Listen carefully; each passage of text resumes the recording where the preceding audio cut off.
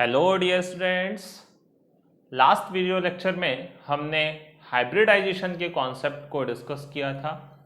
मैंने आपको previous video lecture में characteristic of hybridisation and condition of hybridisation के बारे में बता दिया था। आज देखिए हमें हाइब्रिडाइजेशन के टाइप के ऊपर डिस्कस करना था। ठीक है, हाइब्रिडाइजेशन के कितने टाइप्स पॉसिबल हैं।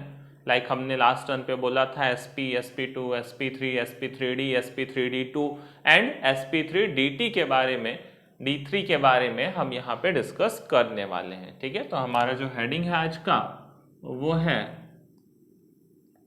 Types of hybridisation. Types of hybridisation.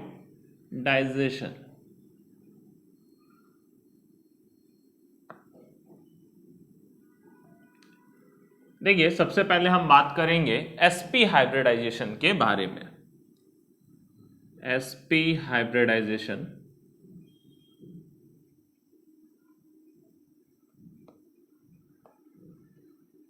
ध्यान दीजिए, मैंने आपको लास्ट लेक्चर में बताया था hybridisation is all about intermixing of atomic orbitals.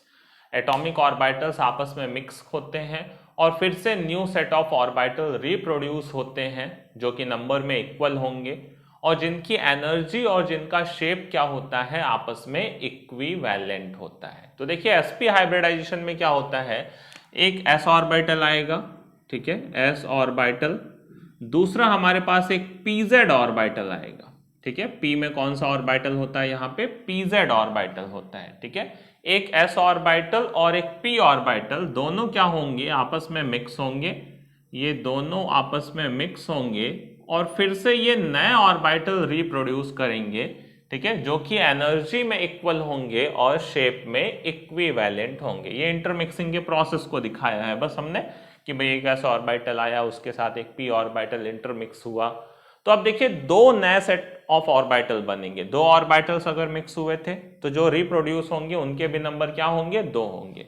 अब जो दो ऑर्बिटल्स बनेंगे उनके शेप क्या होंगे, वो एक जैसे होंगे और एनर्जी भी क्या होती है उनकी, ऑलमोस्ट सेम होती है, इक्विवेलेंट होती है। तो देखिए दो ऑर्बिटल अगर हमें 3 डायमेंशन में अलग अलग अरेंज करना है ताकि उनके बीच में मिनिमम रिपल्शन की कंडीशन हो, तो दोनों ऑर्बिटल्स को हम कितने पे बनाते हैं, 180 डिग्री पे रिप्रेजेंट करते हैं, ठीक है।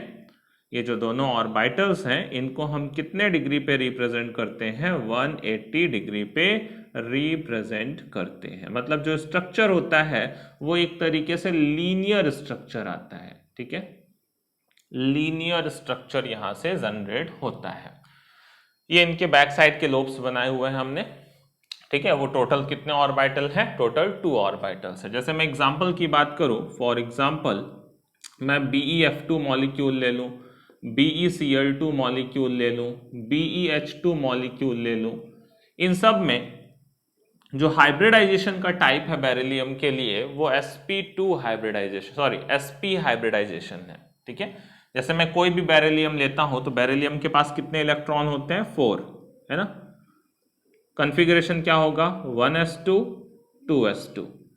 देखिए अगर मैं ग्राउंड स्टेट में अगर बात करूं, ग्राउंड स्टेट में अगर मैं बात करूं तो इसके पास तो कोई अभी कैपेबिलिटी नहीं है कि ये इलेक्ट्रॉन को शेयर अप कर पाए। ये तो इनर इलेक्ट्रॉन है, इसका तो कोई पार्टिसिपेशन नहीं है बॉन्डिंग में। जो भी बॉन्डिंग में पार्टिसिपेट करेगा वो कौन करेगा, 2s वाला इलेक्ट्रॉन करेगा, बट वो तो पेयर्ड है।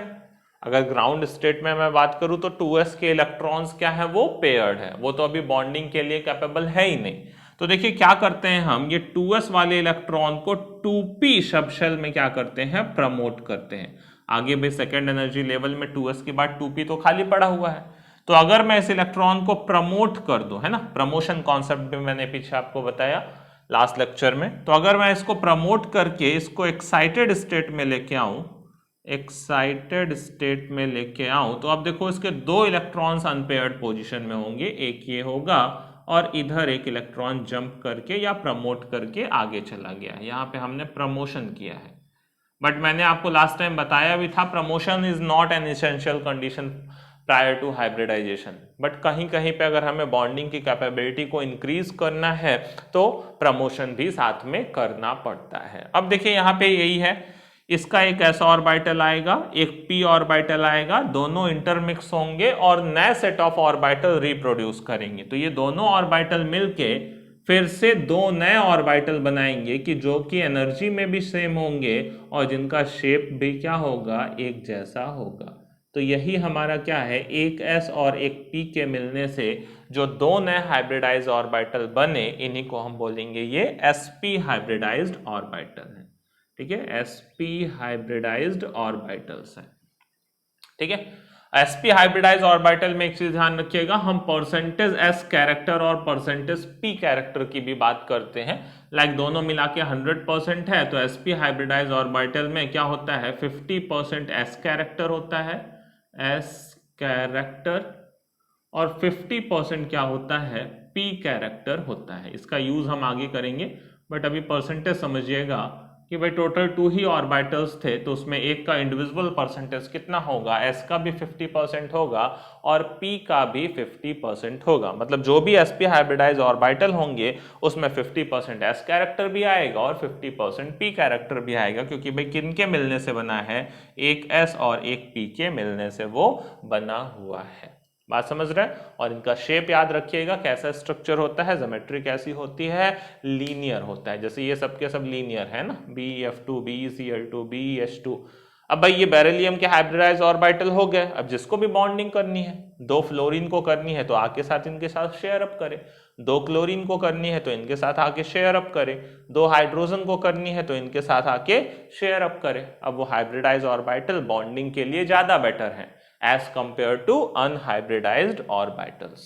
ठीक है, चलिए ऐसे ही चलते हैं हम किसके ऊपर, sp2 हाइब्रिडाइजेशन के ऊपर। ठीक है, sp2 हाइब्रिडाइजेशन के ऊपर सब में ऐसे हम एग्जांपल्स भी साथ में देखते चलेंगे, हाइब्रिडाइजेशन के टाइप को डिस्कस करते चलेंगे।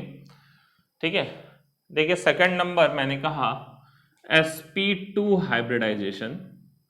तो इसमें ध्यान दीजिएगा, सिंपल सी चीज, एक s ऑर्बिटल आएगा, p में एक pz आता है, दूसरा px आता है। ये आपको याद भी रखने हैं सब, p कौन सा है, z कौन सा है, d कौन सा है, s कौन सा है। तो p में ये pz था पीछे और ये pz के साथ अब यहाँ पे px भी आया। तो अब तीनों की आपस में इंटरमिक्सिंग होगी, तीनों की आपस में इंटरमिक्सिंग होगी, s भी होगा, साथ में px भी होगा, साथ में pz भी होगा, सब आके इंटरमिक्स होंगे। ठीक है, और फिर से अब तीन ऑर्बिटल्स मिले हैं यहाँ पे, तो तीन ऑर्बिटल्स वापस से क्या होंगे, रिप्रोड्यूस होंगे। अब तीन ऑर्बिटल जो रिप्रोड्यूस होंगे वो कितने एंगल पे रहना चाहेंगे भाई, मिनिमम रिपल्शन के लिए 120 पे, है ना। ट्राइगोनल प्लेनर स्ट्रक्चर को एक्वायर करेंगे। जो पीछे हमने देखा था जब स्ट्रक्चर की बात कर रहे थे, ठीक है, तो उस समय तीन बॉन्ड पेयर्स में क्या बनता था, ट्राइगोनल प्लेनर स्ट्रक्चर। तो वैसे यहां पे भी तीन ऑर्बिटल मिले हैं, तीन ऑर्बिटल रिप्रोड्यूस हुए, जो स्ट्रक्चर होगा वो होगा ट्राइगोनल प्लेनर। ठीक है, ट्राइगोनल प्लेनर स्ट्रक्चर है ना। एंगल अराउंड कितना होगा, ये वाला जो ऑर्बिटल्स के बीच में है 120 डिग्री के अराउंड एंगल ये होना चाहेगा। जैसे मैं बात करूं एग्जांपल की BF3 मॉलिक्यूल है ना, BF3 BCl3 BBr3। ठीक है, तो ये देखिए बोरॉन के पास 5 वैलेंस इलेक्ट्रॉन होते हैं, 1s2 2s2 2p1। इसमें भी देखिए अगर ग्राउंड स्टेट में बात करूं तो 2s में 2 इलेक्ट्रॉन है और 2p में एक ही इलेक्ट्रॉन है। तो फिर से देखिए बॉन्डिंग कैपेबिलिटी 1 की ही है ग्राउंड स्टेट में। अगर मैं बात करूं तो जाएंगी किस में, एक्साइटेड स्टेट में जाएंगे, इलेक्ट्रॉन को जंप करेंगे, जो इलेक्ट्रॉन अब अनपेयर्ड है वो हो गए टोटल 3, है ना, इलेक्ट्रॉन को एक्साइट करने पे, इलेक्ट्रॉन को प्रमोट करने पे। अब देखिए यहाँ पे हाइब्रिडाइजेशन जो होता है, एक s आएगा, ये 2p आएंगे, मिलके क्या बनाएंगे, 3sp2 हाइब्रिडाइज, एक s और 2p के मिलने से क्या बनेगा, जो 3sp2 हाइब्रिडाइज ऑर्बिटल्स हैं वो बनेंगे, है ना। अब यहाँ पे आके जिसको भी बॉन्डिंग करनी है, BF3 है तो 3 फ्लोरीन को आके यहाँ पे शेयर अप करना है तो वो कर सकता है आसानी से। ठीक है, तो ये जो हाइब्रिडाइज ऑर्बिटल कहे जाएंगे ये sp2 हाइब्रिडाइज्ड ऑर्बिटल्स कहे जाएंगे। यहाँ पे भी देखिए हम परसेंटेज एस कैरेक्टर की बात करूँ तो sp2 में देखिए क्या होगा 33.33% एस कैरेक्टर, पॉइंट वाली वैल्यू नहीं लिख रहा हूँ। ठीक है, और अराउंड 66% क्या हो जाएगा, पी कैरेक्टर हो जाएगा।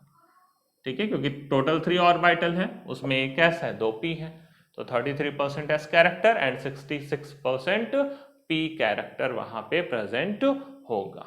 ओके, क्लियर है। चलिए अब चलते हैं फिर हम sp3 हाइब्रिडाइजेशन के ऊपर। sp3 हाइब्रिडाइजेशन,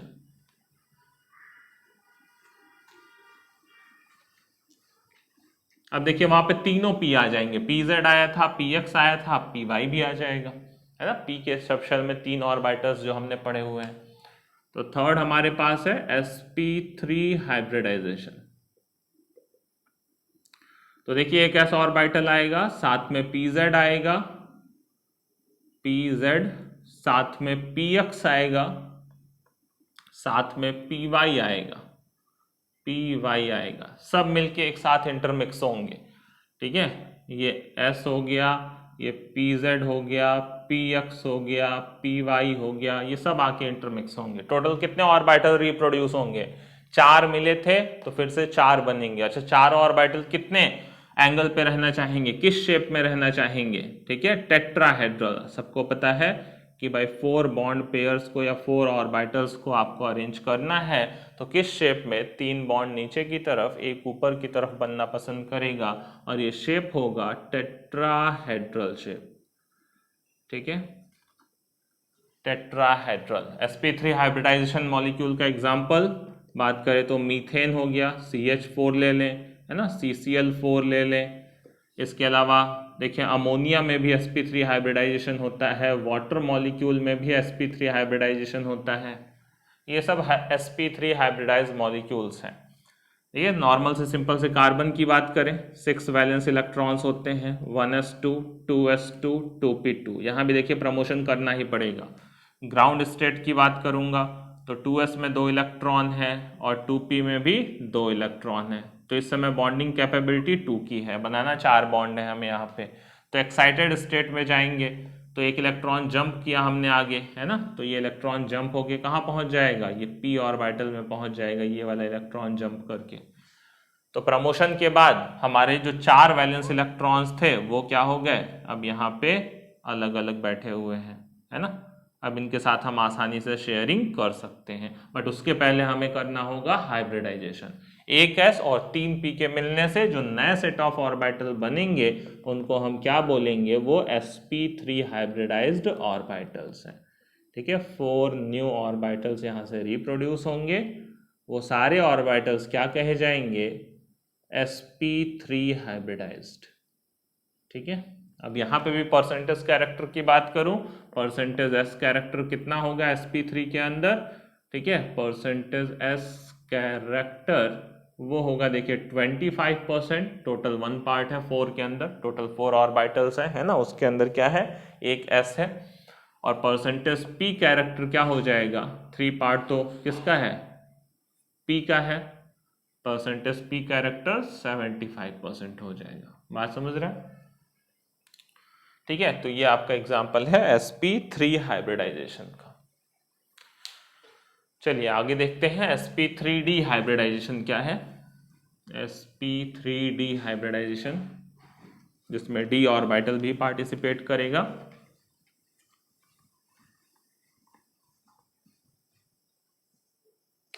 तो फोर्थ है हमारे पास sp3d। अब इसमें देखिए कौन कौन से ऑर्बिटल पार्टिसिपेट करते हैं। ठीक है, एक s आएगा, ठीक है, एक s आएगा, एक p हमने बोला था px है, फिर py है, फिर pz है। भाई तीनों p है तो तीनों p आने हैं। d में ध्यान दीजिएगा dz स्क्वायर यहाँ पे पार्टिसिपेट करता है। ठीक है, dz स्क्वायर जो कि आपको अगर याद होगा तो ऐसा शेप होता है ना, डम्बल के साथ ये एक रिंग भी प्रेजेंट होती है dz स्क्वायर। बाकी तो ये वही है, एक s होगा, एक पी एक्स होगा, एक पी वाई होगा, ठीक है, ये पी एक्स ये वाले एक्सिस पे बनाते हैं नॉर्मली, ये पी वाई होगा, ये पी जेड होगा, ठीक है, और डी जेड स्क्वायर ये वाला है। तो ये सब आके आपस में क्या होंगे, इंटरमिक्स होंगे, ये सब आके इंटरमिक्स होंगे। अब 5 ऑर्बिटल इंटरमिक्स होंगे तो 5 नए ऑर्बिटल रिप्रोड्यूस भी होंगे। तो जब ये रिप्रोड्यूस करेंगे खुद को आपस में इंटरमिक्स होके, तो 5 नए ऑर्बिटल जो हैं वो किस शेप में रहना पसंद करेंगे, ट्राइगोनल बाइपिरामिडल। पांचों को मिलने से 5 नए हाइब्रिडाइज ऑर्बिटल बनेंगे, उसमें से 3 एक प्लेन में हो जाएंगे इस तरीके से ट्राइगोनल में, है ना, ट्राइगोनल प्लेनर में, और एक कहाँ चला जाएगा, प्लेन के ऊपर, और दूसरा कहाँ चला आएगा, प्लेन के नीचे। ठीक है, तो शेप कैसा होगा, ज्योमेट्री कैसी होगी, ट्राइगोनल बाइपिरामिडल, बाइपिरामिडल, ठीक है, ट्राइगोनल बाइपिरामिडल शेप होगा। एग्जांपल के लिए आप बात कर सकते हैं PCl5 की, ठीक है, फास्फोरस के पास देखिए कितने इलेक्ट्रॉन होते हैं, 15 इलेक्ट्रॉन्स होते हैं, 1s2 2s2 2p6 3s2 3p3 ये होता है।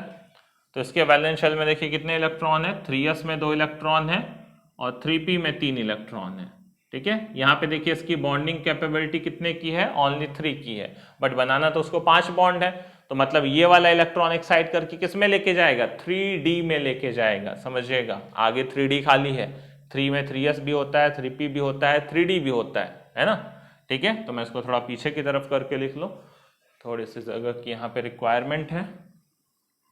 भाई हमने कहा कि 15 फॉस्फोरस के पास क्या है, 1s2 2s2 2p6 3s2 3p3, ठीक है, 3s में 2 इलेक्ट्रॉन और 3p में 3 इलेक्ट्रॉन्स, बट यहाँ पे तो ये बॉन्ड 3 के ही बना पाएगा अगर ऐसी कंडीशन में रहा, ग्राउंड स्टेट में रहा तो, ग्राउंड स्टेट में रहा तो इसको किस में जाना पड़ेगा, एक्साइटेड स्टेट में, और एक्साइटेड स्टेट के लिए फिर कौन सा ऑर्बिटल लेना पड़ेगा इसको। अब भाई आगे p में तो है नहीं कोई ऑर्बिटल, तो 3p के बाद कौन आता है, 3d आता है, जो कि पहले पूरा वैकेंट था, है ना, पहले पूरा वैकेंट पड़ा हुआ था।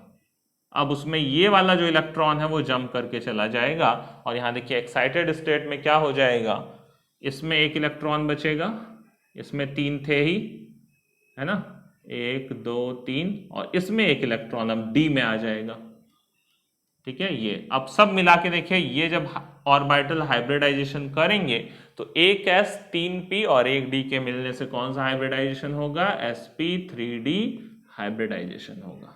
बात समझ में आ रही है, sp3d हाइब्रिडाइजेशन होगा, एक d ऑर्बिटल वहां और d कौन सा है, dz स्क्वायर है, ये आपको याद रखना है, ठीक है। कौन सा ऑर्बिटल पार्टिसिपेट किया है, इस पे भी क्वेश्चंस आ सकते हैं नॉर्मल ऑब्जेक्टिव में। अब देखिए हम बात करेंगे sp3d2 की, sp3d2 की, ठीक है, sp3d2 की। तो ये हमारा आई थिंक 5th नंबर होगा, sp3d2 हाइब्रिडाइजेशन। तो इसमें देखिए कौन कौन सा ऑर्बिटल है, एक s है, एक px, एक py, एक pz, साथ में dz स्क्वायर जो पीछे था, प्लस साथ में dx square minus Y square आता है, ठीक है। ये इसके ऑर्बिटल्स हैं जिन्होंने हाइब्रिडाइजेशन में पार्टिसिपेट किया है। अब ये देखिए टोटल कितने ऑर्बिटल्स हैं, टोटल 6 ऑर्बिटल्स हैं।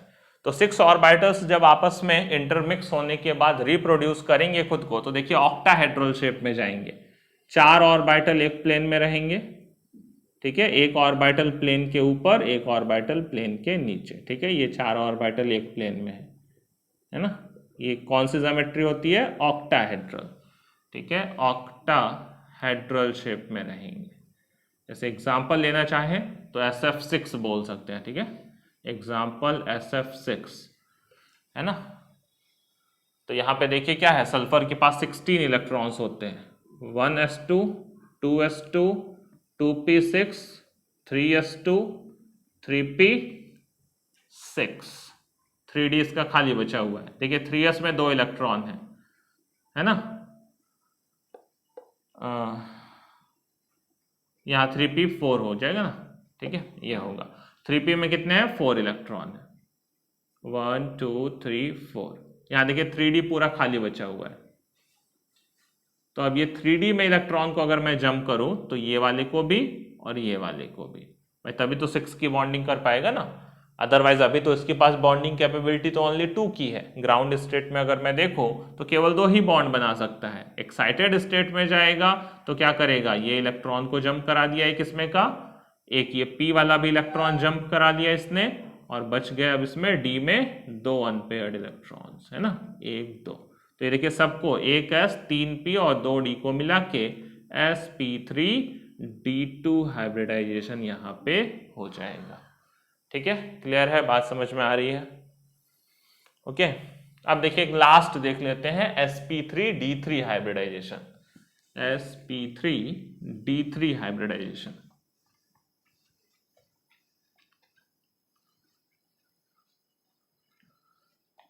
sp3d3 हाइब्रिडाइजेशन, ठीक है, ये आई थिंक 6th नंबर या 7th नंबर जो भी होगा। sp पढ़ लिया, sp2 पढ़ लिया, sp3 पढ़ लिया, sp3d पढ़ लिया, sp3d2 पढ़ लिया, sp3d3 मीन्स 6th नंबर है ये sp3d3 हाइब्रिडाइजेशन। इसमें कौन आएगा, एक s आएगा, एक px, दूसरा py, तीसरा pz, चौथा कौन सा था, dz स्क्वायर था, पांचवा कौन सा था, dx square minus Y square था, और देखिए नेक्स्ट जो आता है dxy आता है इसमें। ठीक है, dxy, किसी किसी बुक में ऐसा भी लिखा रहता है कि इन तीनों की जगह पे, ठीक है, dxy, dyz और dzx भी लिया हुआ होता है। ठीक है, बट ज्यादा प्रॉपर ये वाला है आपका dz square, dx square minus Y square and dxy।